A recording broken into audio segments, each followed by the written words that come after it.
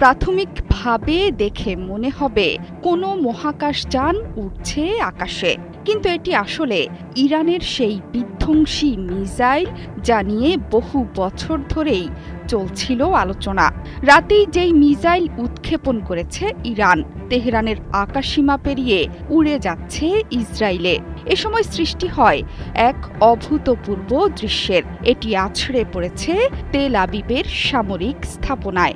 এই ultra heavy দূরপাল্লার ballistic মিসাইলের ক্ষমতায় রীতিমতো চমকে উঠেছে গোটা বিশ্ব। অপারেশন ট্রু প্রমিস 4-এ ইরানি মিসাইল সেজ্জিলের আকাশে মহাকাশযানের মতো উড্ডয়নকে ঘিরে তৈরি হয়েছে তুমুল চাঞ্চল্য। এর মধ্যেই ইসরায়েলে ধ্বংসের চিহ্ন ফুটে উঠেছে চরম মাত্রায়। চারদিকে আগুন, ধোঁয়া, বিস্ফোরক।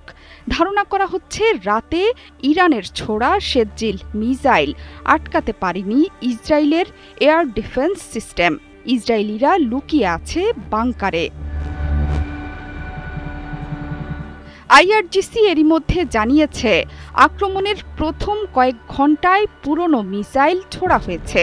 এরপর রাতে ছোড়া সেজ্জিলে ইরানের অবিশ্বাস্য মিসাইল ভান্ডারের প্রথম মহাশক্তিশালী মিসাইল হিসেবে আছড়ে পড়ে ইসরায়েলে। ইরানের সেজ্জিল মিসাইল সবচেয়ে নির্ভুল এবং শক্তিশালী কৌশলগত অস্ত্রগুলোর মধ্যে একটি। সম্পূর্ণ দেশীয়ভাবে তৈরি ব্যালিস্টিক মিসাইল, যা 2